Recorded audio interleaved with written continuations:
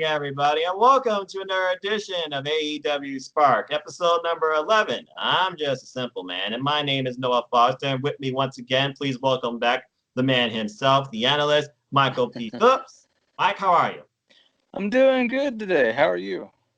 Doing very well. Got off work, watched Dark. We had 3 great matches. Well, 2 great matches and 1 squash, and then I was looking at the Cody interview ahead of his match for Double or Nothing and figured about tomorrow's Dynamite and what sort of events in this week's Dynamite can go off of last week's Dynamite as well as the road to set up the card for Double or Nothing, so that's going on. But of course, before all that, there's so much to figure out, so we discuss all things All Elite Wrestling here. So let's go ahead and get right into it. And as you all like to know, or should know by now, for those that are following this for the first time, allow me to introduce you to this forum. This is an open forum where I bring in you, the fans, the honest, good-hearted people with an open mindset and a vision and appeal for all things All Elite Wrestling, AEW. This is a forum where I discuss all things All Elite Wrestling I try and bring different people in every week. There's many different wrestling forums I'm part of. If you are a fan of AEW, please reach out to me. I'd love to discuss with you. All you need is Skype. And we discuss all things, rankings, Dynamite, Dark, matches, roster, fantasy bookings, even fan appeal questions. So if you ever have anything you want to put into, hey, even if you like James the Argument Huber, if you're watching this, you want to bring an intro to the show, you want to bring a question to the show, please let me know. You want to plug something and you want to contribute to something in AEW discussions, please let me know. Would love to hear back from you. I want this to be really driven by the fans, just like the AEW merit seems. With that being said, let's go ahead and get into this week's show. As always, with AEWSpark, I like to first shed some light on Dark, as of course, AEWDark continues bringing us some fun, casual, good old wrestling every week to highlight our day, not just sports entertainment. But anyway, we had a 3-match showcase this week on Dark. I thought 2 of them were pretty good, but one, if nothing else, one was a subtle debut, as we continue to see the impact that the Exalted One, Mr. Brodie Lee, has on the Dark Order. As number 10, you all might know him as Preston Vance, who is now not only All Elite, but also the Dark Order. He's now number 10. He had a match tonight against independent wrestler Ryan Piles. The biggest highlight, Ryan Piles, he knows how to sell a chop from his screams. Then got one offensive move in as Mr. Brodie Lee looked on holding a chair, not sitting in it. And literally after just one offensive move, the only offense that Mr. 10 opponent got, it sent Brodie Lee into, a hellfire as he whacked the chair against the steel post, which apparently woke something inside number 10, and he won with a spine buster, very impactful spine buster, but it's still an interesting development. I imagine that's not going to be his finish, unless it's like a power bomb, but save me for your thoughts on Mr. Brodie Lee's subtle, I guess you could say, impact on Mr. 10, because there was constant looking, it seemed, between 10 and Brodie Lee. It was like, am I impressing you? Am I supposed to be doing this? What do you want from me? But all Brodie Lee did, not a single word, not barely any actions. He just looked on and kind of smiled like, I'm very impressive with my recruit. Except for that once, but I was like, how'd you let this guy do this to you? Mm-hmm. So what further thoughts do you have on Mr. Brodie Lee's recruitment practices? Because that's really what this was. It was kind of like an initiation. Right. I love it because there's a lot of psychology behind it. Like he's kind of trying to manipulate them completely, and it's just got that very bad guy. He's a bad guy. And there's something going on upstairs. Like he really has that kind of like that evil general type of feel to him. I really liked it, and I thought the chair was a nice touch too, because I really had no idea what he was going to do with it, it's nice to be able to be surprised too. It feels like to me, if Mr. 10 didn't win this, I feel like I know what that chair would have been used for. It would have been used for an example in, you disappoint me, this is what happens to you, I'm only doing this. But yeah, I thought it was an impressive debut /showing for Preston. I'm not going to call him number 10. Good grief. This isn't Kids Next Door. I'm not Preston Vance of the Dark Order. And we'll see what happens. Next door name. Yeah. Well, they're not number. It's number, but I digress. Hey, I used to watch Cartoon Network when it was good. Just saying. Anyway. And NNA, still one of my favorite shows in Courage County Doc. I could go on and on about that. Maybe I'll do a top 10 of like my favorite cartoons back from the 90s or 80s. Got enough time on our hands, We should put a list together. Well, but I wonder if he's going to get him like a tag team partner, or are Alex Reynolds and John Silver, who don't have numbers, are they going to form a trio in what I think is becoming eventually a trios division in AEW? It's got to be coming, but I digress. We'll wait and see. Anyway, following that, we had Captain Lee Johnson, who I think now has been in action more so than most of the other people at this point, constantly training with QT Marshall and Nightmare Factory. He took on the Spanish god, brash, arrogant, so full of himself. Congrats on your YouTube milestone, though, Sammy Guevara. And I thought he really had probably his best match to date. He delivered a lot of offense in. There was some good solid storytelling. He even almost got him on a quick roll at the very beginning when Sammy was like trying to be like, look at me, yeah, I got my button, now I'm going to beat this guy. What? Roll up, 2.5. But in the end, Sammy G, he won, of course, with that wicked knee strike. So what's your thoughts on Sammy Guevara? Basically, this is like his recovery match because, as you know, he was eliminated from the tournament a couple weeks ago. But not to mention, he's building momentum towards his tag match with Le Sex Gods, Le Champion, is Jericho. Because, again, that's their team name. It makes me wonder if they're going to try and get themselves in the tag team picture now. Again, Sammy G, Chris Jericho, they are mirror images present of each other. No wonder they're meme kings. I bet you we're going to get a new meme of the week tomorrow night, too. We'll talk more about that later, folks. Your thoughts on Sammy G, and also anything you want to add about Lee Johnson? Yeah, I think it was Sean Dean, right? Oh, Sean Dean, excuse me. Botch. Oh, okay, yeah, I was thinking we get another Brodie Lee or something. No, there's just too many people. I can't remember all their names. I keep forgetting like Captain Lee Johnson. Oh yeah, Lee Johnson. No, it's Sean Dean. There's so many new guys going on in the roster right now, and which is good because they're putting them to good use, which I think is a good point with Sean Dean. Like I think gives them an opportunity on a high platform to sell themselves. Because that's the only way a wrestler can make it. You have to sell yourself. Okay, no one can sell you. Yeah, you can get a manager, you can get a mouthpiece, you can get Le Champion, making a meme out of you, Pineapple Pete. But bottom line, you need to sell yourself and support Pineapple Wrestling, folks. Anyway, continue. Oh, I mean, that's what we do here. We sell ourselves as talking about AEW. I mean, we're just fans, but yeah, we're just showing our support. But yeah, I mean, I thought Sean Dean looked pretty good, and I thought him and Guevara have a good chemistry, and I'm starting to think Guevara has a good chemistry with pretty much anybody. I mean, and he's got great charisma, and I thought it was interesting that they keep coming back to like his cockiness is going to cost him one of these days, because it kind of does some matches. But he did get the rebound here, and I thought that was good because I think they're kind of trying to keep his record somewhat even too. He lost to Darby last week. Yeah, that was a big blow to him too. He's only been on the rankings, to my knowledge, once, I think, so far in AEW Dynamite history.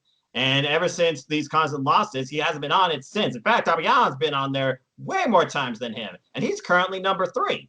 And he's out of this tournament, which of course we'll get into. But anyway, I don't feel like Guevara has to be necessarily ranked though. Like I think he's got a good enough presence to him that and the other thing to remember too is like a lot of these guys are so young, like their time is not here yet. But I mean, it will come. I would love to see Darby win this tournament, but I mean. Guys like Guevara and they'll get their time. Exactly. You gotta remember, like you just said, they're so young, they're hungry, they're driven. Everybody on AEW are unrestricted, and these are like the legends and the veterans and the executives basically of this business. Okay, they all say the same thing. They love working with these young guys. They appreciate how these young guns, they want their advice. They want to work with them. They're all there to define the future of these young men and women of wrestling that have little to no experience on live TV until now. Not to mention, most of these people have not even been 3 years in the game professionally. So there you go. I mean, just go listen to Talk to Jericho Britt Baker's story and Aubrey Edwards, where she basically came from not a wrestling fan at all to, I feel interested in doing this. I got hooked on it, and I'm going to do my best at it. Very multi-talented person, by the way. So there you go. I haven't had a chance to listen, but I believe it, and I've noticed that it seems like Tony Khan hires a lot of people that are very multi-talented. He seems to really, and what else can they do to elevate not only themselves but AEW? Because again, it's a team effort, it's a team environment, and that's what it seems to be AEW. Aubrey Edwards, for example, she's not only a referee, she's also heavily involved in project management. Right.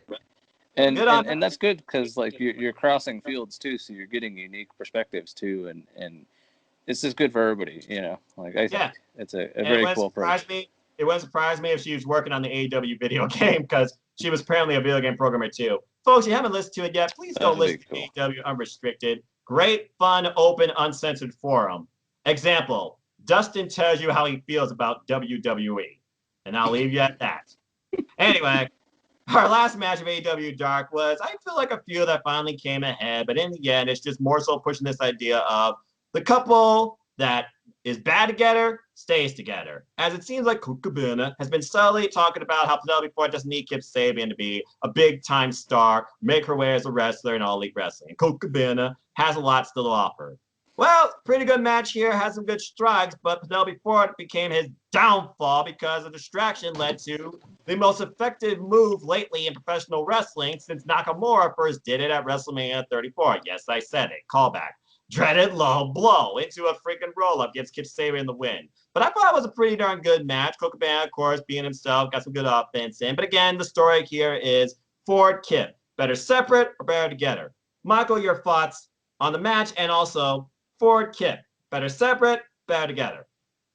Well, I thought the match was really good, but I think the whole psychology with Penelope Ford and Kip Sabian, like, they worked me for most of the match because at first I really thought something was going on, you know, right, which was because they didn't kiss each other first. I was like, what? And aren't they you both guys really did. engaged? Yeah, they both did such a good job, and Penelope Ford, I think she's gonna be on top of the women's division here eventually. You know, it's just a matter of time. Exactly. And well, she's another young superstar though, you know, or young wrestler. I'm sorry, I don't want to call them superstars, you know. Thank you. This isn't sports entertainment. This is professional wrestling. Anyway, continue.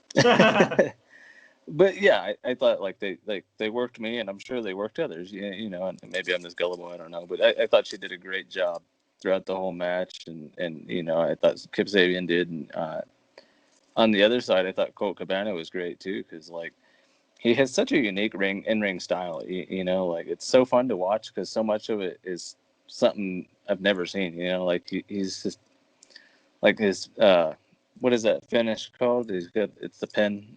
Superman. Yeah, it's such a unique finish, you know, and Effective pinfall too. That's what it is. An effective roll up of literally the opponent to the point they can't escape. He traps their legs and literally overlaps the legs over their shoulders. There's nothing they can do in that. It seems. It's been very effective for him. Yeah, and you know, I think it's that was a big win for Kip Sabian too on over Cabana, you know, and coming off his loss from the freaking TNT tournament to Dustin, who put his career on the line. Yes, it was. Right. It was a big win for him, and I'm guessing Cabana's setting up for a match with Omega. So, but I do like that that match with Kip was building for a while. You know, I know Colt and Kip had an altercation or something. Yeah, it was a while the ring back at some point. Yeah. I was like, where's this going to come ahead? Are we just going to drop this? And apparently AEW, not quite. Then it just goes to show stuff that happens on Dynamite, it can't coincide or continue through Dark or even conclude on Dark. And this was one of those subtle, like, I feel like tiny feuds, but maybe also a proving ground that basically put to rest Kip Sabian, Penelope Ford, they're good together. Leave them like that. Can I mention something? Please. Talking about feuds. I saw on Road to Dynamite that they're going to continue the Jimmy Havoc and Luther feud. They had a big segment about it, and I just wanted to bring that up here because I didn't know if we'd have an opportunity to talk about it later. Absolutely. I mean, it's all things All Elite Wrestling. Some things will coincide with one another, just like we coincide with the Dynamite. And again, the road to it could potentially be talking about, I don't know, match at Double or Nothing. Yeah, I think they're setting up for that, or they're setting up for one on Dynamite, and that's just one of the surprises. I don't know, but it's cool to see that they picked that seed back up too. You know, because like they had planted that seed a while back, and I thought maybe they dropped it, but I don't think because Luther showed up at the show in Denver I went to, which was pretty cool. He attacked Havoc. Those screenshots, though. My God, how are you still effing alive? Pretty graphic. Yeah. That making me wonder what we're gonna get. Well, we get some pretty graphic things sometimes. well, here's the thing I've noticed about AEW. It loves to hold you up to that suspension of disbelief. Are we continuing this? Is this dropped? Is this changed? Is this going to come ahead? And if so, when and how? Because you're right, this really picked up during AEWDark in the last few weeks before the world went into a shutdown, pretty much, as we talk from quarantine. But anyway, yeah, if you're going to make a match with the original Deathbringer and a death wrestler like Jimmy Havoc, there's no doubt in my mind they do Jimmy Havoc versus Lufer. It's going to be a lights out match at least. There's no way these two can have at least their first time out and just an original professional wrestling match. No way. They may come up with a special match too, or give it a gimmick name or something. They may just call it a death match. I don't know. You know what? That wouldn't surprise me because original Deathbringer, Death Match, Death Wrestlers, it all kind of falls into play. But then again, AEW, it loves to surprise you and it puts you in that idea of. But of course, as we continue on about Dynamite, let's go ahead and talk more about the Road to, because I feel like the Road to is putting in these little hints about what's to come at, of course, Double or Nothing, which of course is still going to go on, still going to be on pay-per-view, but will not be from the MGM Grand and will not be in front of fans at this point. Further details are to come, but of course, people who wanted to go this year, they said their tickets will be good for next year. I feel that's a very nice endeavor. With that being said, let's go ahead and figure about the Road to in the beginning, in a room far, far away, because it started out with a Star Wars theme, the dark side or the Jedi. Anyway, that's another day. Anyway, there was some subtle moments from there. I want to talk about Hikaru Shida. First off, bravo on a brilliant piano performance. I believe it was a piece from a Final Fantasy game because she's heavily on cosplay, JRPGs, and anything like that. It had sort of a certain sound to it, it yeah. had it but fit I feel with like Final Fantasy, I also think. it's driving the idea of what she might be becoming because it feels like a theme towards victory. And I love how the Road to was basically like this moment, showcasing Shida for her beauty and her talent, and not necessarily saying, you got a match. But there's no doubt in my mind, I feel like big things are coming for Hikaru Shida, and I feel like she is literally going to challenge Nyla Rose for the title at Double or Nothing. Maybe even get a new theme. Maybe she'll help write some compose music or something like that. But the way that they, again, suspend disbelief. Is Hikaru Shida going to challenge Nyla Rose at Double or Nothing? Is Nyla Rose going to make a cameo this week on AEW Dynamite Live?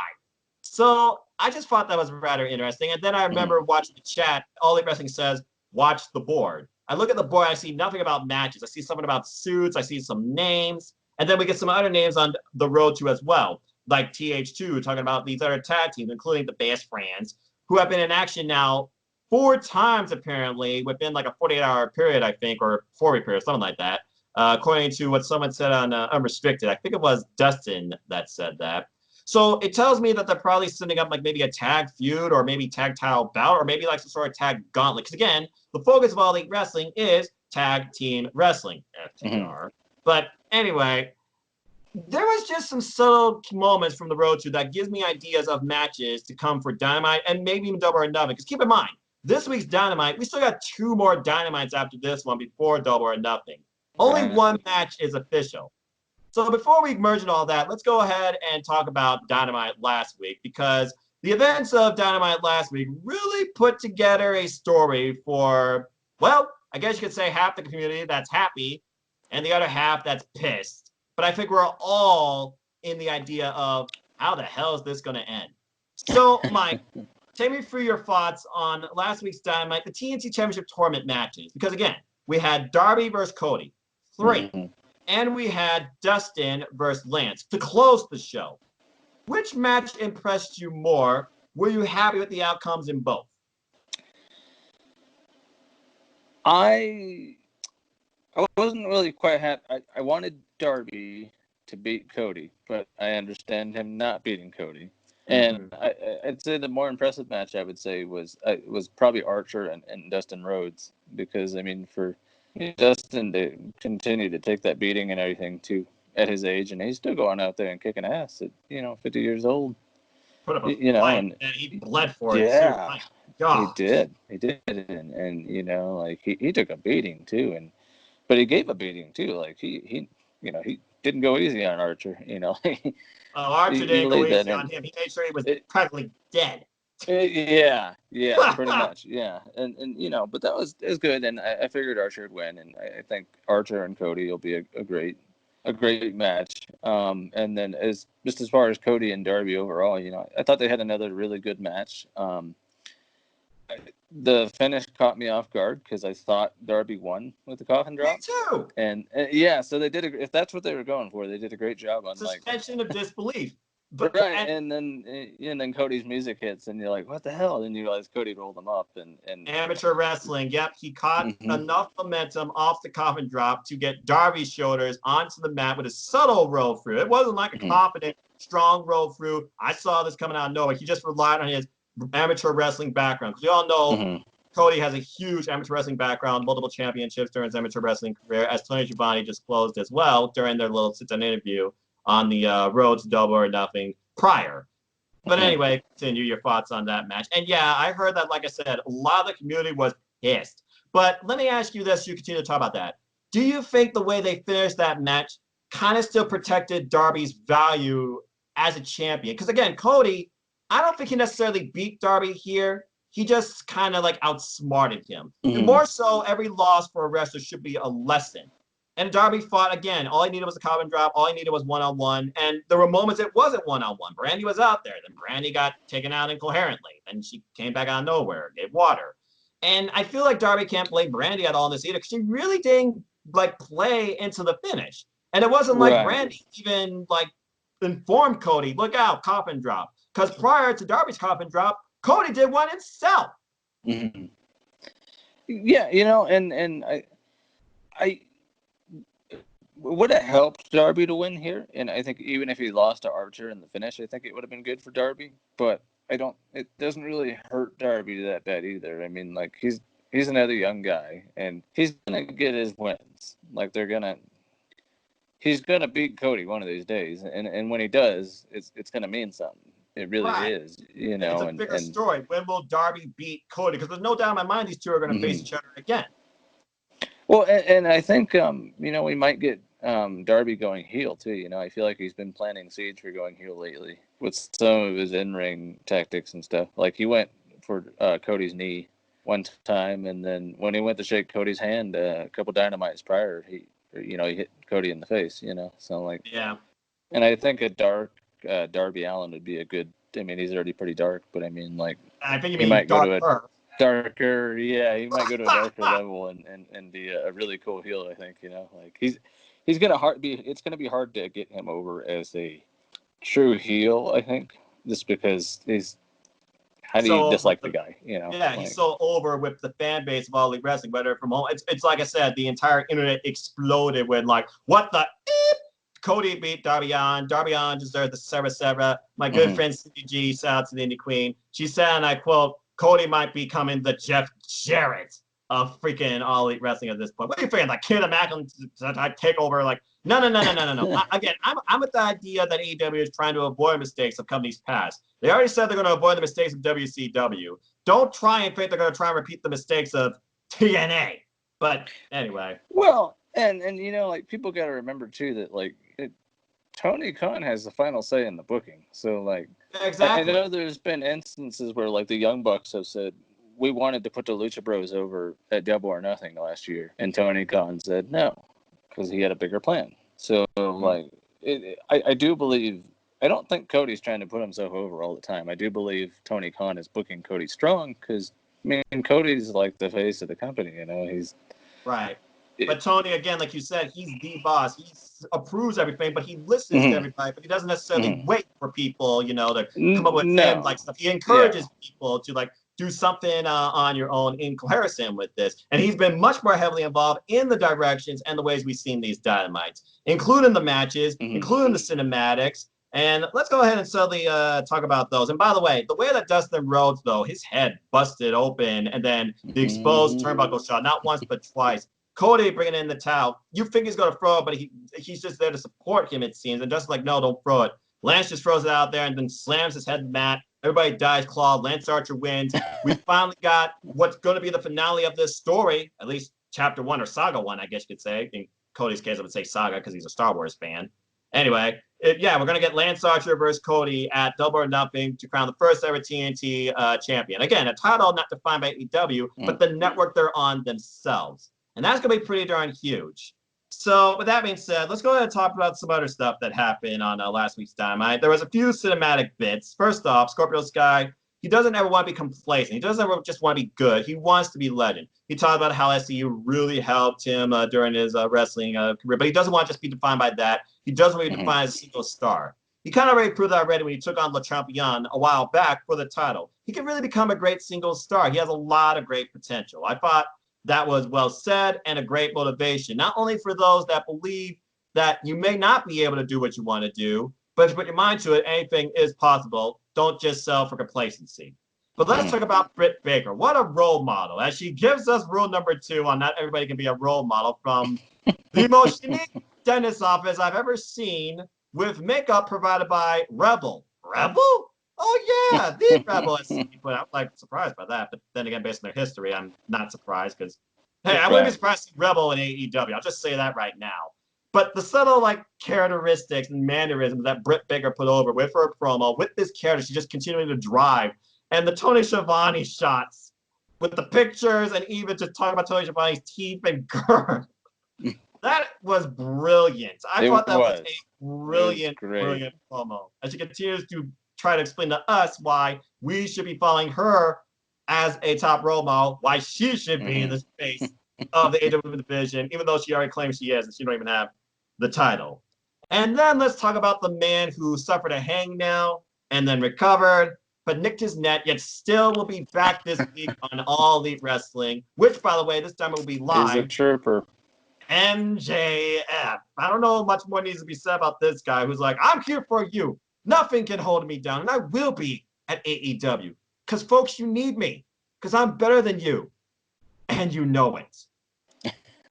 But on the other side of that coin, we then have a person of the people who really talked about the impact of the world, but not only gave us motivation to watch All Elite Wrestling this week, that's going live, but also the fact that this will not last forever. We will be back together. And just remember one thing, call your damn grandmother. John Moxley delivers a message with the belt, I might add, really putting over the idea, I am this company's champion. I'm proud to be this company's champion. This title matters. Unlike another company, it seems sometimes.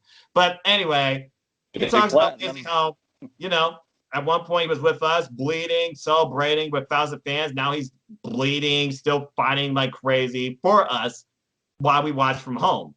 So with that being said, give me your thoughts on all of these promos. Who do you think had the best way to really bring us into Dynamite this week? And who are you most looking forward to maybe seeing? Like Britt Baker, you hope she's on Dynamite this week. Are you looking forward to John Moxley, MJF, possible confrontation?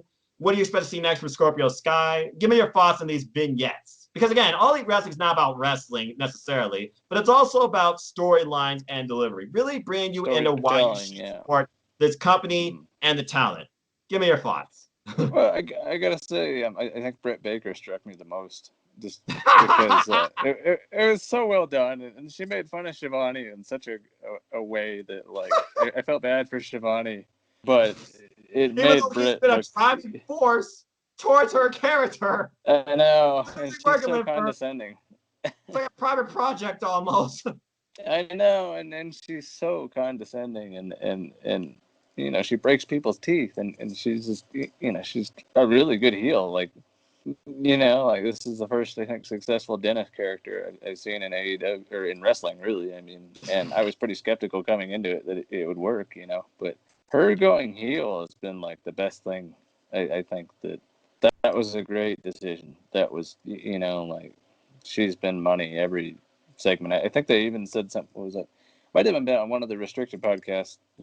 Her segment with Schiavone was the most watched segment of the week or something. That is correct, yes. Yeah. Because Dustin actually hosts a promo class because, again, he heavily is involved in the direction and the training and the development of all the people there in All Elite Wrestling. But the Britt Baker thing, he has not really been involved with. That's been more of a different project driven by Tony Schiavone.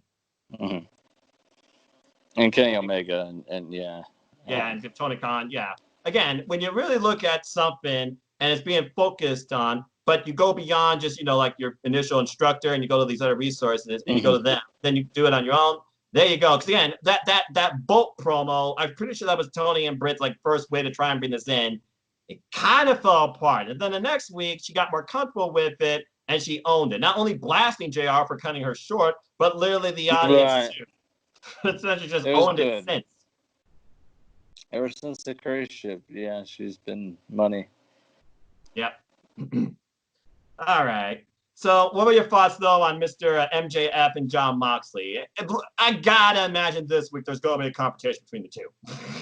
I think so, I think they're setting up for something, and MJF can bring his hangnail and his neck cut with him. Yeah. Neck brace. Yeah, I guess he cut his neck or something, It's just him being a heel, And I think they're going to have a great feud, I do wonder if it's a little too early to put MJF in the title picture, but I mean, I don't think that's really the thing with AEW, I think you might get your title shot, I don't see MJF beating Moxley. I'd be really, really surprised. But I do see, that MJF will come out of it looking like $1 million, when he beat Cody, I thought MJF came out looking great, too, because he showed he could take a beating. And he really did, Great storytelling, too, with the Soul Stone. And out of nowhere, bam, got the 42K punch in. Got the victory while passed out. That ring has come in handy a couple times, no pun intended. But, yeah, it's, they'll set up for a good match. Good feud, I think, too. It might be a I feel like it's just, developing. I don't sense Jon Moxley taking on MJF for the title at Double or Nothing. But then there's also that sort of idea, do you see Jon Moxley having a title match at Double or Nothing? And if so, with who? Because according to the rankings, Cody is number 1. He's a Volunteer Championship tournament, can never challenge for the AEW title. Number 2, though, let's think about what happened at the end of last year's Double or Nothing. Who did Jon Moxley attack? Kenny Omega. Yeah. They could set up for that again. I mean, they might, because I have a hard time believing that Moxley doesn't wrestle at Double or Nothing. I really do. And maybe it will be Omega, but I was thinking they were setting up for Omega and Cabana because they've been teasing that for a while now. And that'll be a really good match. But I don't know. It's as far as Dynamite goes, Colt Cabana and Omega have no heat. And then again, they've never been in the ring with each other on Dynamite, so we'll have to see. And who knows? Maybe they'll do some sort of exhibition with SCU. Since Jon Moxley is returning in ring action live this week against Frankie Kazarian, if he beats Frankie Kazarian, maybe this could lead subtly towards, brutal beatdown. SU comes out, or Scorpio Sky comes out for the save. Maybe get some offense in on Jon Moxley. You set up a unique exhibition match between Jon Moxley and Scorpio Sky. Because necessarily, it is pay-per-view, but you don't necessarily need your titles defended at the pay-per-view. You just need them showcased. It would not be the first time I would think AEW would try and go without a AEW World Championship match on a big show. Because again, they do these also on Dynamite in big fashion too. That empty arena parking lot brawl type match with JR Soul on commentary, I thought was very impressive. And that was an AEW World Championship match that went 40 minutes. I enjoyed it too, and that was such a physical match too, And kidding. I just thought it really showed what Hager could do, And Speaking of what people can do, let's think about a couple of other people that we haven't really discussed. Because while MJF has been nursing an injury, what a soul, good grief almighty.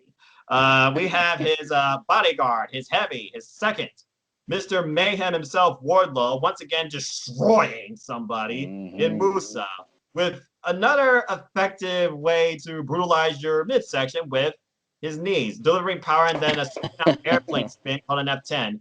Easy win. Then on the other side of the coin, you have brash, arrogant, twerking in 2020. What the hell is wrong with you? Perfect 10, but I digress. Sean Spears taking on Baron, Baron Black, I believe his name was. But there was some interesting stuff. Yeah. There was some interesting stuff for that match for me because he really did show he wants to take himself, he should be taken seriously, wants to be taken seriously. And he kind of also paid some homages to some of Canada's best when it comes to wrestling. Not only winning with a sharpshooter from Bret the Hitman Hart, I might add, as Chris Jericho put over on solo commentary, but also gave some subtle throwbacks out there to some of Canada's greats. So I wonder now if his direction will be more focused on relying on Canada's great wrestlers, Chris Jericho, Bret Hart. I'm trying to think of who else. He did somebody else, but I can't think of who. I don't think he did anything for Kenny Omega, who's also from Canada. A lot of Canadian influence in AEW. I just want to say that right now for the record. but when he got serious, yeah, he locked him in after the C4, by the way, he delivered. He locked him into a sharpshooter and got the win. So it's odd. I still don't know how to really play Shawn Spears. He fickles me because it's like he really is kind of taking his opponent not seriously, but also not taking himself seriously. I feel like if he takes himself more like serious during the whole match, he might have a better way in his AEW career because again, he's had a lot of mixed fortunes, but so far as singles, he is impressing. So with that being said, give me your thoughts on Wardlow's singles development and Shawn Spears' singles run right now. What do you think of both men and how they're doing? Well, I think Wardlow is a monster. I think that's simple as that. And that knee that he gave to Musa. God, that's who it was. Yeah, Musa Johnson. Yeah, that was. They wouldn't even do a replay of it. I had to go back and watch it. And I think Jericho even said it was too nasty to review. Yeah. And yeah, that was brutal. And I think he's got a bright future too. He I love the this is war thing too. This is war. Nice. AEW, awesome music, by the way. I'm glad they released NJPW. Everybody dies. Lance Archer's Murder Hawk theme. And then also, by the way, Chris Jericho, who was put on commentary, by the way, out of the blue, doing it spot on. He's really been owning it, I think, and really giving a solid delivery of analytics going on in the ring, how he feels about everybody, and also bringing some subtle humor and entertainment to us all while insulting some people in the audience. By the way, Britt Baker, stop hitting people with your dang shoe. She wants to get hit Cody in the freaking head with a shoe. Are they setting up something with Brandy? I'm wondering. Brandy and Britt, they may go again. Brandy and Britt have yet to have a confrontation, but you know what? After she was trying to have a confrontation, it seemed a big swole, and that got laid to the side due to this pandemic. It wouldn't surprise me. There's big things ahead for Britt Baker, but again, we'll have to see where they go. They teased something long ago, too, with those two, I think. Yeah, absolutely. Yeah. Okay. By the way, let's just sum it up like this. In one word, I want you to give me your thought on this in one word. Brodie Lee versus Marco Stunt.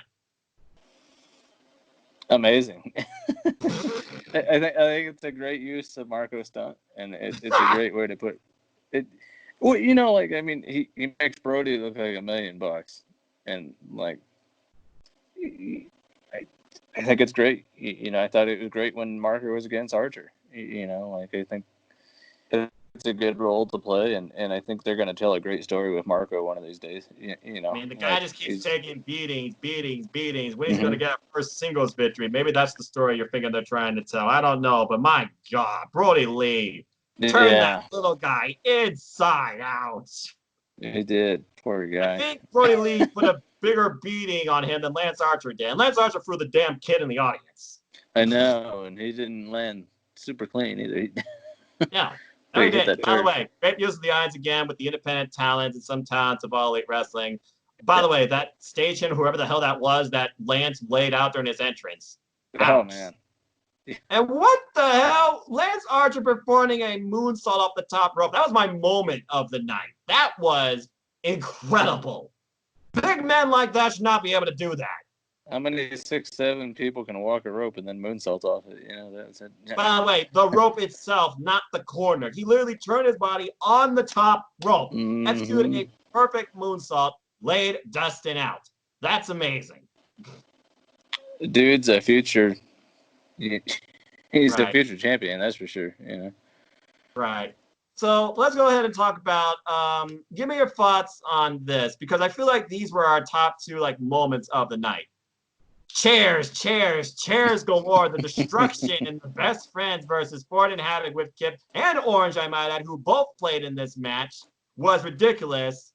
But was it more ridiculous than the Bubbly Bunch episode 3? Well, I gotta say, I've been wanting to talk about that chairs match, or the street fight, I guess is what it technically was. All right, then go ahead and lay it out. Oh man, they just like for 15 minutes, just beat the crap out of each other with chairs and the backdrops on chairs, and there's so many harsh landings and people going through ladders, and it was just brutal, and Orange Carnage. Cassidy, and these are some headshots too. Like some of these guys took headers with those chairs. Like they just chucked the chairs at him, and it's just, man, it was brutal, and it was great. I loved it. I just going to show you, Jimmy Havoc's going to hit a man with glasses, even if they're sunglasses, because he threw that chair square in the face of Orange Cassidy. That took him out for a while, but he came back and he did something, and the something worked because in doing something, he took out both Ford and Kip. He did, yeah, and like it's impressive to me to see them give that brutal of a match to no audience in the crowd. Like that. Just like, man, that's cool to see these guys love that and they have that passion for this. And it just comes across that like they're going to give us a match like that, and they really don't have to right now. Like I think everybody would understand if they don't, because you got a bump card and you can only have so many bumps. But that match was a lot of fun. I enjoyed it, and it was. I think that's making up for the parking lot brawl they were supposed to have at one point. With the Lucha Bros, which I'm sure is going to happen eventually. That's got to happen. Eventually, yeah. They're just giving us some gravy, I guess. Because I'm sure we're going to get everything that's been promised. Like I'm sure, like wait until we get blood and guts. Like I'm sure that'll happen with fans, but that'll be amazing.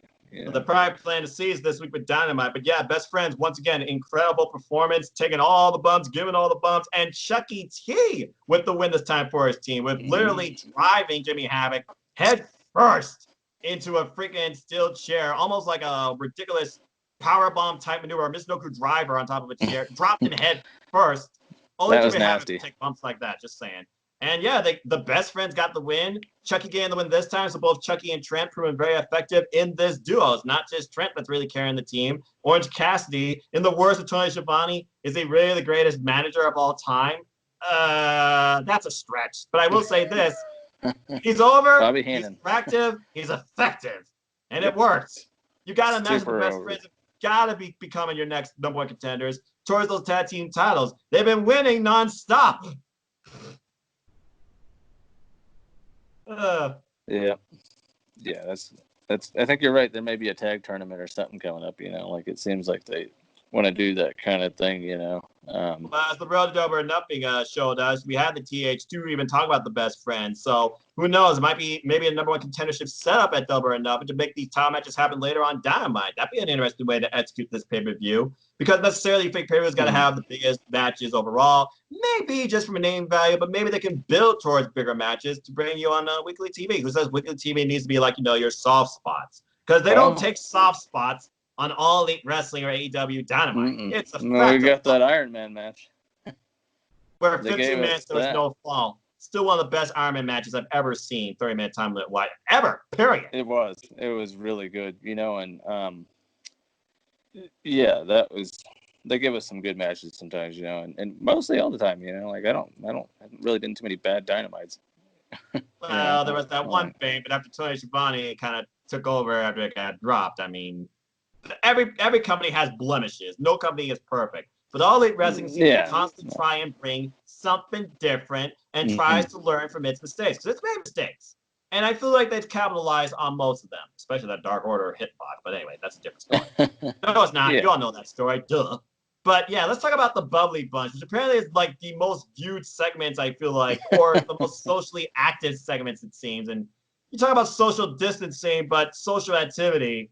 What the hell was that type of melee? Okay, if that's the closest I get to fighting somebody like Vicky Guerrero or someone with a cattle prod or someone in Fozzy or Jungle Boy, I'll take it. What was your thoughts on that Manitoba melee and the cameos that appeared? God. I thought it was, it was pretty funny, like it was I think it's meant for pure entertainment value, and I'm always impressed at the pull of Jericho, Yeah. He's able to pull Ferrigno on there and a couple of other guys, and that was pretty impressive, like that's, and I don't know where it's going, but I think it's just something they're doing just to pass the time, and I thought the the melee was pretty creative. You know, it was pretty well done. You know, like for what it was. You know, and Yeah. it's good to just have fun and laugh. I think nobody won. It was just that was fun. We just punch each other virtually through the phone. That was fun. Hell, maybe All Elite Wrestling should just post something like that on their Instagram, where everybody for All Elite Wrestling does that. Or maybe that's become a trend. Hey, you like matchup with melee? Give us your best melee with your best friends. Or we'll start a melee. Come punch one of us in the face for your phone. They've Okay, I'm probably gonna ask already you. done it. What? Yeah, that wouldn't surprise me. They always do that like a weekly thing too to bring the fans in. Okay, I mean, I did the Judas challenge. I did the 10-second watch along. I'm into All Elite Wrestling. What can I say? But let me ask you this: Same. if they did do hashtag AEW Melee, who would you punch first through the phone? In what fashion? Oh man, that's a tough decision. You know, like I feel like you got to go MJF, right? Like, how do you not? You know, like he's the most hated guy in the company, and you know, Gotta get that shirt. maybe a good punch to his neck cut. You know, he nicked himself shaving or something. You know, Legitimate injury. I bruised my elbow fighting you guys. Yeah, You're to blame for my pain, but I will bounce back. For I am a lion and you are a cat. I can see that right now. That would be hilarious. That would be. All right. So let's go ahead and talk about this week's Dynamite. Because again, this is going to be a very unique show. But yeah, last week's Dynamite, laughs, fun, great action galore, really good. strong storytelling, blood and brutality. Mm-hmm. Everything about last week's Dynamite. I didn't find one note that really derailed me. Some people are still on the Marco Stunt bandwagon. They're like, why are you putting him against people that are 2 times his size and 3 times his weight? Hey, the little guy, he gets over from a beating and he chooses to beat. If this is how he makes great and he's happy to do this, who are we to judge? You might not He's like him. living the dream. Nobody agrees with everything in wrestling, with any company, okay? If we all agreed with everything that WWE did, the world would be imploding, all right? And Vince would be ruling it. But anyway, that's a different story. So with that being said, let's talk about this week's Dynamite because we got some interesting matches, but also this is going to be very interesting. I don't know if this is an experiment, a one-time off, or they're going to just do this now weekly. Because as you know, we're still facing this pandemic affecting the world. Social distancing is to be taken seriously. Washing your hands, staying safe. Now, AEW is going to take all these precautions under detail. And that is the reason why we've had recorded shows. None of these shows have been live. They've been recorded. And we've had this impromptu commentary by Chris Jericho and Tony Schiavone. Well, things are finally going to try and return to normal a little bit from the AEW production standpoint when we have everybody, well, not everybody, but most people back on there, including Excalibur, JR, Taz, as Tony and Cody put over it. This is our last week we do commentary together for Dark. By the way, Tony and Cody have done great commentary during this time on both products. Mad respect as well. But give me your thoughts on this live idea, this live broadcast. This week, AEW Dynamite, it's going to be live, and we're going to literally have Chris Jericho back in the ring. We're going to have our original 3 commentary duo back, but they're going to take strict precautionaries by help screen everybody, test everybody beforehand, etc. Do you think that this is a good idea for AEW to do this? Well, the last I had heard was that the governor's words were taken out of context and they're not going to do a live event. I mean, they're going to do a live show, but they're not going to have fans for a while still, was the last impression I had. But, I mean, I think it's obviously risky to continue and especially to travel. So I did see that Jim Ross is staying in Jacksonville and not traveling. Like he's relocating, which I think if he's going to do the filming, that's good. You know, that way he's not risking exposure by traveling and stuff. Right, he's in that age group too. He's a vulnerable age. He is, and you know, it is risky to continue, and I hope we don't pay the consequences, so to speak. But I'm happy we're still getting wrestling. You know, it's nice to have that distraction too. You know, like I mean, and if they can put it on in a safe way, I'm more than happy to support it. You know, I spot some of JR's main event mustard the other day, and that's pretty good stuff. Yeah. I know he said his book sales were way down because of the pandemic. He couldn't put his books in the physical stores, you know, so no Barnes and Noble, nothing, you know. So yeah, I've been listening to the audio snippets on Instagram and stuff like that. If I can buy it on Audible, I will. I think it's available on Audible. Yeah, I'm just support your guys that need it if you can. It's good to support the boys in the industry. Great book, by the way, and his first book is great too. Slobber Knocker, I might say. I'm working through that on the Kindle, and I'm like halfway through on the Kindle, and it's great. So many great stories, and yeah. But I digress. We can go on for days about various wrestling topics. We're going to talk about JR's career for days. Probably do like a live reading of his book. Right, no kidding. But as for Dynamite this week, I think it's going to be a loaded card again. I think one underrated match you're going to get again is Lance Archer versus QT Marshall. I think QT is going to take a beating, but it's going to be a good match, and I think QT is going to look good on the other side too, and of course Archer is going to look dominant. As we continue this story towards Double or Nothing, as they talk about as he literally consulted with DDP about what do I need to do? I don't know if I should do this. Any thoughts you can give me? As there was a subtlety, he's like, "Oh, you want me to tag with you? No, I'm not doing that." But then he also talked about, okay, I'm this guy that's part of the Nightmare family. People might think this is hypocrisy that I'm just getting this match because I know Cody, blah, blah, blah. But then DDP is like, no, you don't need to worry about that. You need to define yourself, because DDP referred to the fact that one of his best friends was Eric Bischoff, and he got the crap insulted, bullied, and basically envied out of him forever during his career until he defined himself, being beyond his name but owning Diamond Dallas Page, etc. Okay, defining your own identity. There's no doubt in my mind he's going to get a beating, a horrible beating. Okay, I'm just going to call it like it is. Maybe he won't bleed as badly because again, Dustin's injured. He won't be there clearly, but I have to imagine it's going to be again a subtle message to Cody. He said again, wrestling gets you ready for wrestling. Now, okay, so guess what? Lance Archer, he's wrestling this week, but so is Cody. QT, you're going to die. Good luck. But Cody versus Joey Janela, this one is very interesting to me because, again, Cody pointed out how he wants to do this. He's going to do this match to prepare for the match he has coming up for Double or Nothing. Now, some people would claim, including JR, why would you wrestle when you got nothing to gain here? Joey, no, he's got everything to gain. All you can do is lose. You can lose momentum here. You can get injured here. You leave yourself vulnerable by doing this. If Joey Janela pulls off a surprise win against Cody, that would be an incredible shocker. And you got to imagine putting him in line for first contention to challenge the TNT champion, whoever that might be. Your thoughts on Joey Janela versus Cody? What do you expect?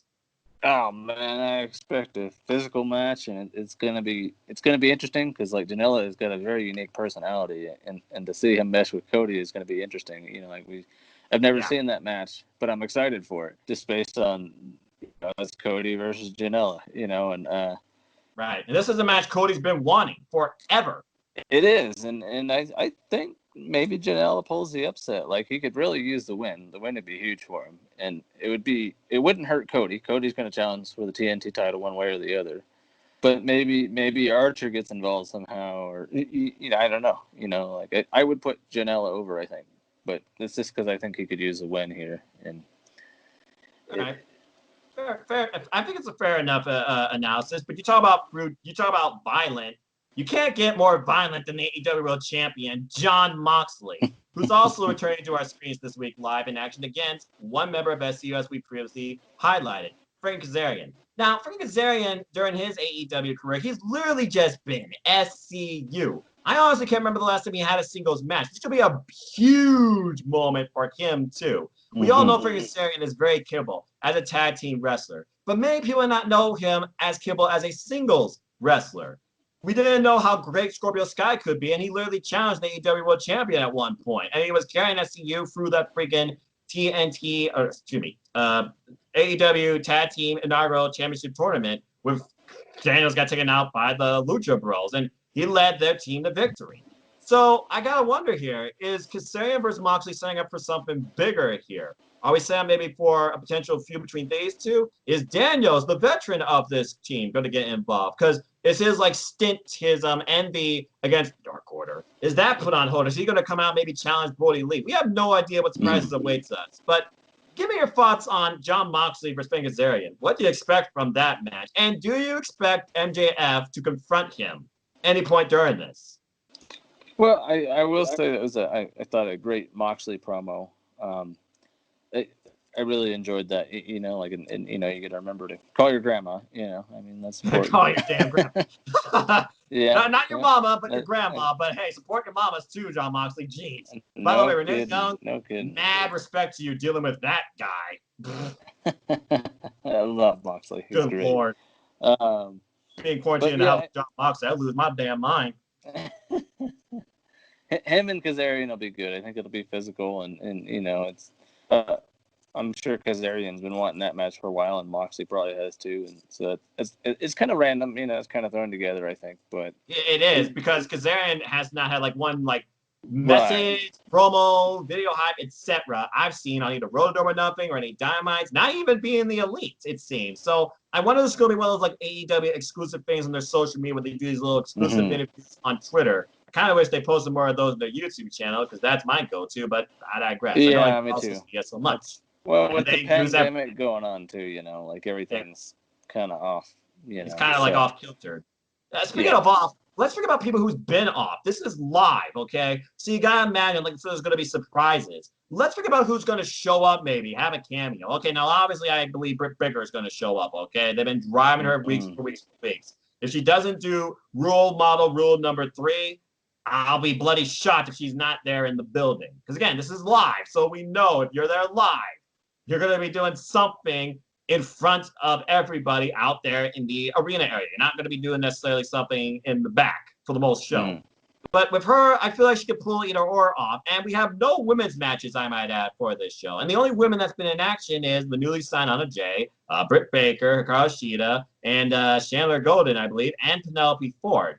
So I'm almost curious if we're going to see maybe a subtle, a warning was delivered a few weeks ago on a Road to by one Nyla Rose. You wonder if she's going to show up and maybe remind us why she's the champion. She breaks bitches. And one of these bitches, in her words, I tell you folks, we're uncensored, unrestricted, unscripted here, will maybe challenge her for the title. Because again, right now, we have nothing but Lance Archer versus Cody set up for Double or Nothing. And truth be told, this is the first Dynamite Live since this whole thing started. And there's 2 more times after this. But you got to imagine at least one more match has got to be set up. So I ask you, I clearly don't see them having a Casino Battle Royale because of social distancing. Maybe they'll remarket it. Maybe they'll do some sort of weird gauntlet match per se or something like that with 7 of their old women, not a surprise per se, or maybe they will. But how do you see them handling their women's division on this live edition of Dynamite? Do you see the champion being confronted? Who do you see in action? Do you see something being set up for Double or Nothing for the AEW women's division? Well, I think I don't know where Shida is. I don't know if she's in America or if she's back home or America. If she's in America, she has her own place in America. Oh, okay. So if she's here, then I know she does wrestling over in Japan too. I think, right? Yes. I think Rio does and Omega and all them. I would imagine they'd set up for Nyla and Shida. They're also telling some story about somebody stealing Shida's kendo stick. So I think that's something to think about too. Or her katana or kendo stick, katana. I don't know what to call it. It's missing. It looks cool. It's on the case. She has not come with any further information. And I still think at first it was Britt Baker, but I was wrong maybe. Now I'm thinking it might be Nyla Rose because again, Nyla Rose, I haven't seen her hurt high nor tail of her since that little video call that Tony and QT had, and she hanged up on them during her workout. Or it's Abaddon. It might be Abaddon. Oh, God. Going all the way from Denver to Florida. Yeesh. I got to get one reference in every show, I know, and I don't blame you. She is a very unique wrestler. I saw her debut in Denver on Dark. I was there live, and she fought Shida, and it was really cool because, I had no idea what she was, who she was, or anything, and it was cool. I think she was a local. Yeah, she was local because my friend Bree, who's from Colorado, was there live too, and she told me all about her. And now Abaddon follows me on Twitter, so that anomaly of a wrestler I'm well aware of and probably never will forget. Well, hey, shout out to Abaddon. Shout out to independent wrestling in Colorado. There you go. Yeah, Rocky Mountain Pro, I believe, is the That's only. Correct. Anyway, good Lord. All right, so let's figure about this because, again, there's a lot of stuff to figure about here as we talk about Double or Nothing, but we also got to figure about the one fade that's been postponed forever. You know it's going to happen eventually, and this match has got to be going towards that. We have Blood or Guts Blood and Guts, coming later this year. So what we're going to do in the meantime, we're going to try and figure out who's really got the full momentum. We already know that the Inner Circle's got the advantage, but they got the advantage as far as going in the ring. Do they have the advantage psychologically? When you're going up against Broken Matt Hardy, I think psychological advantage goes out the damn window. As we have the debuting Broken Matt Hardy, Damascus, teaming up with Kenny Omega. What a duo that's going to be. Versus Le Sex Gods, Le Champion, Chris Jericho, and Sammy Guevara. Hey, I'm going to go with that name until they make a shirt out of it, all right? And I'll get the shirt, too. I don't care. You know the shirt's coming. The shirt's I know I the wanted to get that one that said, shut your mouth, or no, it was shut your ass, I think. Wash your hands and shut your ass. Yeah. That's one of his catchphrases. It's such your ass. I gotta get that so many shirts in AEW. It's like new gear every week. I still have to get the Orange Cassidy shirt, but that's a different story. Anyway, give me your thoughts on this match, because let's think about this. Damascus, Broken Matt Hardy, the three entities of this enigma known as Matt Hardy. Good grief, that was a lot of words to say. He's challenged the champion Chris Jericho to come to the Hardy compound, but now he's even challenged Sammy Guevara to come out and challenge him too, because Sammy Guevara is literally part of the circle of Innas and wishes to challenge this young, brash, arrogant god of Spanish, though that is only in his own mind. He is just a mortal. So I gotta wonder, are we setting up for something at the Hardy compound? Because we're not doing Blood or Guts anytime soon. Is the Hardy compound going to be part of Double or Nothing in a way that's going to be like a special match? Give me your thoughts on what you expect to come out of this match. Because I'll tell you right now what I think is not going to come out of it. I don't think the Les Sex Gods are getting a tag team championship opportunity out of this match with the record the best friends have. And with the fact that TH2 on the road to Double or Nothing talked about these two men, we're going to get some sort of feud between those two teams now as the best friends try to continue to keep their momentum going towards challenging for the tag titles. Because right now, they are number 2. Guess who's still number 1? The Dark Order. And we have seen high nor tail of Stu Grayson or Evil Uno. So clearly, that's got to be the big match to determine who's going to be the number 1 contenders towards the tag team titles. And I bet you this is Brodie Lee's long-term plan. Give me your thoughts on this tag match. Well, let me go back and say that I really liked the little promo that TH2 put together on the road to Dynamite. Yes. I really like Jack Evans' character. I don't know exactly what he is, but he just, I thought he had a really strong presence in his promo and his voice and stuff. And I'm very curious to see what we get from them. I'm pretty excited about it too.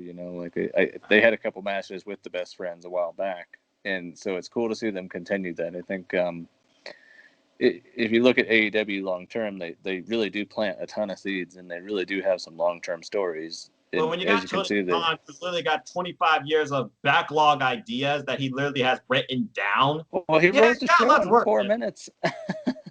Good grief, he wrote one of the shows in 4 minutes. Yeah, it's nuts. How is that possible? He's brilliant. He's a very smart man. And he owns my Jags, so go Jags. I noticed you repping. That's not a cheap plug, folks. That's coincidence. Notice when I'm working. It is. Work. But you already know I'm a fan of wrestling by my background. Anyway, continue. But that was. I think this is going to be a good match between the Sex Gods and Omega and Matt Hardy. I do think Omega and Hardy come out with a win. I have a hard time believing that Matt Hardy loses his AEW debut. But agree. It's good to see them continuing this too. Because of the pandemic, they kind of had to drop things in, I think, the order they wanted to put them in, and they had to improvise and stuff. So it's nice to see that, hey, we're still heading towards this match at some point. Right. Because I think it's going to be a great match. That's, that's going to be one to remember for Blood and Guts. But yeah, should be a good match. Good main event for the tomorrow night, I think. They've done a great job of making tag team wrestling really important. It's actually something I enjoy watching, and that hasn't been the case for a long time. Yeah, and I can't wait to see what else their tag team division evolves or brings to us, FTR. Not to mention potential trios titles. I still think is a long-term plan with all these trios that seem to be forming at times. Mm-hmm. And your records in trios, tags, and singles, they all matter, and they're all separate. And speaking of records, that also determines the rankings. As again, we look at the rankings, and there really was not really any change over the last couple of weeks, except for literally the tag team division. And the biggest change right now, again, the best friends, they are number 2. So I have to imagine after the events of last week's Dynamite, I almost want to point to, and they do have the same amount of wins as the Dark Order, despite the Dark Order having an undefeated record. Yeah, look at the women, and well, there was no women's action, but Britt Baker, she gave once again another little promo. I see her staying in the same spot, unless this elevation of her character that's constantly growing pushes her up. Maybe she moves up from 4 to number 3. And as far as the singles division, Darby, he got hit with a loss. Lance got a win. I see those two swapping now, so would not surprise me if Lance is number 3 and Darby's number 4. And again, Cody's still number 1, probably still going to be. Got a record of 8-1. But it makes me wonder, is Jake Hager going to get... Yeah. It makes me wonder, though, Jake Hager is going to get bumped off now because he hasn't been in action since, well, the championship match that he lost to. So is there any other thoughts you have on the rankings and any other changes you see coming out before Dynamite this week, or even after Dynamite this week, for that matter? Because I think now they reverted doing the rankings back to the Friday. I think so, yeah. I think I do think we might see Cody take a loss. I think maybe Janela gets his win here over Cody, and I think it's going to be an upset. And I think that may shift the rankings a little bit, so we have maybe a new number 1 contender. I don't have the ranking exactly in front of me, but so I don't know what the difference between number 1 and 2. But yeah. Well, Kenny Omega's number 2 at 4-0, but he's competing in a tags match. Right. But they'll still get the overall. But yeah. Right. It'll be interesting, they're going to have to do something for Double or Nothing. So maybe MJF does come out and challenge. I think it's possible we could get Christopher Daniels and Brodie Lee at Double or Nothing too. That would make sense too as far as storytelling goes. Christopher Daniels, last time he met Brodie Lee, he got his head taken off. Hasn't been seen since. Of course, it's in California, so that makes more sense too. But again, suspension. And maybe you get Maybe you get a triple threat with Sheeta and Britt Baker and Nyla at Double or Nothing, or Well, Nyla's beating everybody in singles, so I guess that kind of protects the champion, as they would have 2 forces that are already enemies of each other going against this dominant champion. So I do like that idea, and that is a way to could probably get the title off Nyla. Now, am I saying that Hikaru Shida is going to win necessarily? I don't know. There's still some subtleties that make me believe that Britt Baker, just on how much they're putting into her character, she actually could become the next champion. Now, beating Nyla Rose by 1, I don't see it. But again, the way she delivers herself and the history she has with Sheeta and a triple threat, you don't have to pin the champion. A roll-up out of nowhere. I could actually see it happening at Double or Nothing. You bring a very compelling idea. And as far as the tag team division goes, Adam Page, he's doing cowboy shit still from home. I don't know if he's even going to be back for Double or Nothing. So I don't know if we're going to have a tag team match. That's it. I don't know if his segment was great. Again, I don't know if we're going to have any championship matches at Double or Nothing. Just maybe more setup and build. Because again, it's going to be pay-per-view, but it's going to be empty. I have to imagine it's going to be empty, okay? And it's not going to be in Las Vegas. It's going to be in Florida, I would imagine. But further details are to come. But we're just speculating and brainstorming at this time, folks. But I always like to bring this forum to open discussion in its conclusion. And that's why I also pushed it out to Team All Elite. And good friend of mine, please follow him. Follow Question of the Day. It's always great wrestling fun to bring out. Mark Riss, he did send us a question to think about here. So let's see what he said. What's Mark got to say? Well, let's see. And I quote, regardless of Cody either winning at Double or Nothing versus Lance or losing, does Cody turn heel at Double or Nothing? He can turn heel with or without the belt, and I definitely feel this heel turn coming. But does it happen at Double or Nothing or not? And if you say yes, that Cody does turn heel, does Arn Anderson become heel as well? Wow. Good question. Very loaded question. Okay, well, let me go ahead and open with this on part 1. Do I see Cody turning heel in results? I don't know, because he is this figurehead, it seems, of the people, of us professional wrestling fans, of what we want for professional wrestling, for AEW. He is the top guy, the top management guy, okay? Dustin even talks about how he loves and is really impressed with the way Cody carries meetings, okay? because Cody is EVP. He's constantly busy. He is doing the work. That is his gimmick. I know at one point it was silly talking about he was going to dye his hair back to, I think, like a black or darker or something like that. If he does that, I could see that. But just the fact he's carrying so much, it seems, with this company, with this talent, and the fact he can't challenge for the top title ever, which is like a restraint to him. But at one point he even said, okay, I'm going to be done with this on 4, which might be a full lie. And he's like in a 38, I think, this June. Him turning heel, though, I don't know. I get American Nightmare when he initially was that in Bullet Club. He was this cocky, brash, arrogant heel, and it really elevated Ring of Honor, for example, and the game that they brought. Not to mention New Japan Pro Wrestling and Bullet Club. Yep. And his business know-how has definitely helped with being the elite and, of course, bringing AEW to the forefront. He probably runs the company secondhand.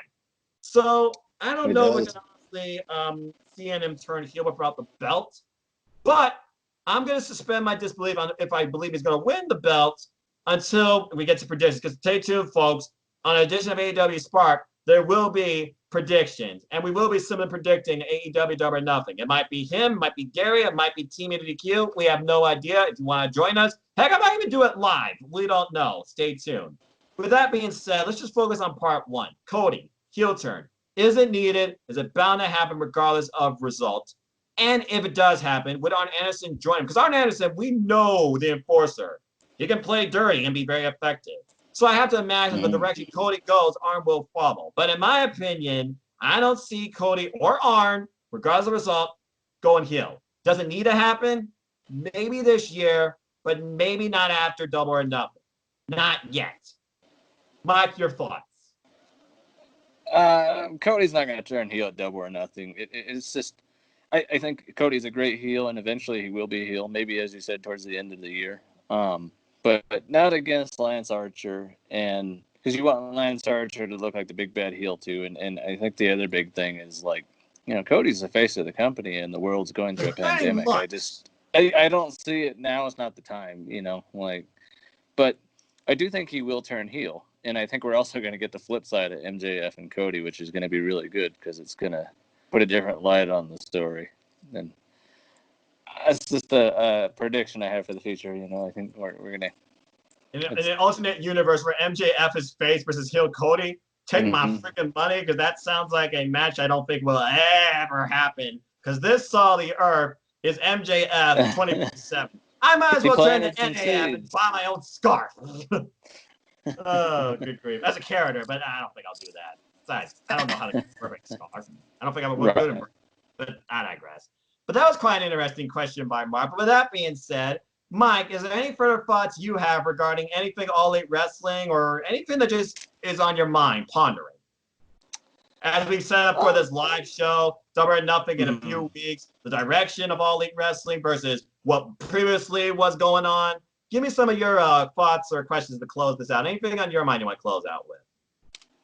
Well, yeah, I think the biggest thing in all this is I think as fans, it's just I see so many people complaining online, and I just gotta say, you know, like, let's just be grateful we still have wrestling. You know, like, it's not a guarantee. You know, like as JR says, your tomorrows aren't guaranteed. You know, like, be grateful we have wrestling. You know, people, I mean, come on. You know, like, they're working with what they can do amongst, you know, global problems, and I think they're doing a great job. And, you know, for 2 hours every Wednesday, I get to sit down and really enjoy, you know, my 2 hours without any distractions, and I get to leave all my present problems and just kind of immerse myself in enjoyable wrestling. And, you know, like, that's what I like most about AEW is, you know, like, it makes me love wrestling again.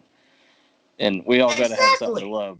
We got to have something to love during this time. Like I said, are not for ratings, war, biasness, blah, blah, blah. It's for us wrestling fans. I always call it Wednesday Night Wrestling. Wednesday Night Wrestling is an escape from the drama, the problems you have in this world, the problems we face in this world, as wrestling tries to bring us together through entertainment, through fun, through humor, through engagement, through social media. I live tweet during AEW and the other product all the time because they both give me the best I need every week. But the beauty of AEW is every week somehow they make it feel different. They keep surprising me. They keep bringing in that suspense of disbelief with me during at least one thing, or sometimes sometimes even one match, okay? And not to mention, they don't just give me wrestling, they give me some entertainment too, in value of video promos and not pointless filler segments or bickering, not overbloated commentary, not, oh, this was a great idea last week, I'm just going to bury it the following week, not, I'm just going to turn around a talent, not, I'm going to give you the same match in 5 weeks in a row, just a different type of format, but it's something different. AEW is trying to bring what you used to love from, I'm just going to say it, the Attitude Era, because I know people have blasted wrestling ever since the Attitude Era ended. Truth be told, wrestling might not be as great as you once remember it, but it's bigger than ever, thanks to these options like All Elite Wrestling. If it wasn't for All Elite Wrestling and NJPW, I'm pretty sure I would be dropped out as a wrestling fan. Truth be told, I do follow the other guy. And yes, they do wrestling as well. I give credit to anybody who's trying to give us something to make us forget our problems and keep in mind our passion. And in my opinion, AEW is the #1 thing that does that for me every single week, above and beyond the rest. Not discounting anything that other companies like NXT, Impact Wrestling, Ring of Honor, NWA, even NJPW, who aren't giving me anything anymore as far as live, constant, growing story progression goes. Everybody's trying to do something, but All Elite Wrestling still gives you that wrestling that you learned for, gives you the continuation in storylines. So just be happy. It might not go your way, but maybe that's a good thing because now you can expect something different. It wasn't what you expected. Are you ever tired of the predictable? Are you ever tired of the minute? Are you ever tired of the same guy winning?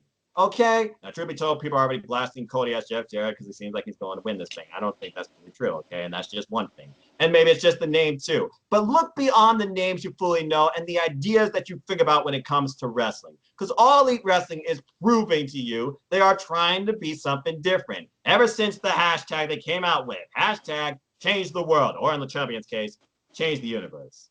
So with that being said, I am looking forward to AEW, All Elite Wrestling, and anything All Elite Wrestling coming forward. And I will be watching and continuing it live. So let's just enjoy the ride and see what happens. And by the way, I hope Bubbly Bunch episode 4, I guess that can't happen tomorrow because Fitzgerald's in action. But I guess when it does happen, you never know. Good Lord, what are they going to do? Pool party with a little bit of the Bubbly? No, social distancing. They can pre-record. They can pre-record. I guess. But the bottom line is this. I'm already thinking about what AEW could bring me. That's how excited and happy I am for this company, what it brings, and already looking forward to it. So let's just enjoy the ride and have fun. What's up? Video game. Make it for PS4! I know. Screw the Xbox! Yes, I'm biased. PlayStation's better. Sue me. But Okay, now I might have triggered people. I might have just given myself a thumbs down. Sorry, folks. I think Sony's better than Microsoft. There, I said it. But with that being said, I think that's a bait. Excuse me, botch. With that being said, I think that's a great, engaging way to close this argument and suspend some disbelief on, oh, he's a PlayStation guy. PC is the best. PC Master Race with your $6,000. Okay, I'm going to go into a rant here. Let me cut myself off. Thank you, ladies and gentlemen, for tuning in once again to another fun, engaging discussion on all things All Elite Wrestling on Aewspark. And before I, of course, hand it over for my good friend here to give his thoughts, closing marks, and plugs, let me say one more thing. Dasha, good luck in Titan Game Season 2. Rock, thank you for supporting All Elite Wrestling. If Rock ever makes a cameo on All Elite Wrestling, what a day that would be. Man, one day it might happen. I won't rule that one out. You never know. As Aaron Tony Khan's got some pull. Never say never. Oh, he does. And The Rock clearly supports the future. Gee. And Jericho, you know. Oh, yeah. Big time. He's the GOAT for a reason. But with that being said, Mike, this is an extreme pleasure as always, sir. Can't wait to do it again with you and anyone else in that matter who might be interested in this. Anything you want to plug, where can people find you? Yeah, you can find me at Michael Anthony Arts on Instagram and on Facebook, or just Mike A. Phillips on Facebook. If you want to follow my art, I do all kinds of AEW art, so I think a lot of you would probably enjoy it. And I just love wrestling like everybody else here, you know. I mean, so a lot of wrestling content, a lot of nature content and stuff. As always, thank you for having me. Like I love going on here and discussing AEW. It's something I'm passionate about, something I can talk about for hours. So like, Yeah. it's like being a kid again. Like it's just to go discuss wrestling. We're Thank engaged you. and we're happy to discuss wrestling. Okay. You think I discuss wrestling a lot here? You wait till NJPW picks up, all right? I got plans for the summer if they don't, because now that I have evenings free officially next week, I'm going to try and bring some more wrestling fun to this channel, with or without people, or even live. I might talk to you. I'll keep you all in suspension until then. Thank you, Mike. A pleasure as always. Hey, next time you can bring in some of that art. I would actually like to see that. I bet it would be great to share with the fans too. I'll do I think that'd be really cool. Because again, people, AEW is all about bringing fun to wrestling to you. Why not bring your passion to it as well? So if you want to contribute something to the show, art, question, intro, support, please let me know. Screenshot of your t-shirt. I'd be happy to see it, okay? It's all things All Elite Wrestling for the fans, by the fans. Simply just put on YouTube by me. Simple as that. I'm nobody special. I can give you a link in the Instagram too. Yeah. Just send me like the URL and then I'll put it in. And that's no problem. Okay. Definitely follow this man, folks. Cool. Some great All Elite Wrestling art. Good-hearted fellow, great wrestling fan. Definitely All Elite. Pleasure speaking with you, sir. If y'all want to know more about me, though, know this: I have not shaved or cut my hair in 45 days since being on quarantine, and I'm damn happy. But also, I'm just a simple man. And if you haven't figured it out by now, I am a lifelong fan of wrestling in all of its forms. The good, bad, ugly, big, small, you name it. And support pro wrestling, folks. That's the heart of it. So please, if you want to talk to me about anything wrestling, the 5 brands of WWE, All Elite Wrestling, New Japan Pro Wrestling, Ring of Honor, Impact Wrestling, Stardom, Pro Wrestling Noah, the list goes on and on. I watch wrestling 6 out of 7 days a week. Since being a gamer now, I actually dedicate a day to gaming. Look me up on Twitter. NoDQ.com/Noah takes my Twitter page. Follow me on Instagram, #SomeManInLife, @ImFoster1916. Give you a nice hello, some music in your day, my moments, thoughts, rants in wrestling, and beyond. Also, please follow this on my YouTube channel. Help me grow it. YouTube.com/user/NoahFoster210. It's all things wrestling here at the heart of it. My series, #205Matters. And also this new forum I recently started called AEWSpark, bringing you guys in to discuss all things All Elite Wrestling and just forget about your troubles and have some fun. You're interested in being part of the discussion where Mike is? It's simple. All you need is Skype. You don't have to be on camera if you're camera shy. I just would love to hear your voice and your opinion. So if you're interested, please reach out to me on Instagram, on Twitter. Reach out to my friends in Team All Elite, Mark Griffiths. Link will be in the description down below. Reach out to my friend Gary Joe in Progressive Discussions. Link will be in the description down below. If you haven't figured it out by now, the reason I'm even in YouTube, it's as simple as this. Forever indebted to my family. Support NoDQ. Buy a shirt, buy a towel sheet, buy a pillow. I have a shirt.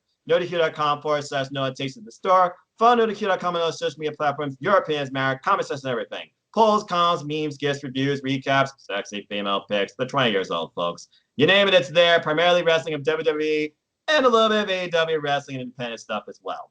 And as always, I like to close. Support your wrestling outlets, big and small. Let's keep growing this incredible, diverse, unique, elite, authentic wrestling community together. Simple as that. So whether you're All Elite, whether you're NXT, whether you're something else in between, whether you're nothing of these or haven't given anything a chance, I do encourage you, as always, thank you for tuning in and enjoying this forum. Something that I hope brighten your day. Some of them might engage you, some of them might taught you something. Or maybe, just like, oh, I enjoyed this, maybe I want to be part of this too. Or start something of your own. I always wish to encourage people to express themselves, not only to make them feel better about themselves, but bring bright joy and fun to others around them in something they're passionate about. Wrestling for me is for life, regardless of the circumstances. And let me just say right now, I will be watching Double or Nothing, predicting it, and possibly reviewing it. The keyword possibly, because I remember if I know I was going to do that first. Also, if you haven't already, stay tuned, because later this week I will be doing my sibling predictive wrestling video on Money in the Bank, possibly with the bearded genius himself, leader of Pro Wrestling Discussions, Gary Joe. So stay tuned for that, and much more as well. But until next video, which will most likely be, if nothing else, the next AEWSpark, for the analyst, Michael P. Phillips, I am the simple man, Noah Foster, and as always, I hope you all take care, enjoy life. Tomorrow's never guaranteed. Wash your damn hands. Enjoy wrestling. Treasure your families. Make moments. Be all elite. And until next time, just take it easy. This was simply too sweet. And have a good night. And to you Xbox owners, I'm sorry. Bye, everybody.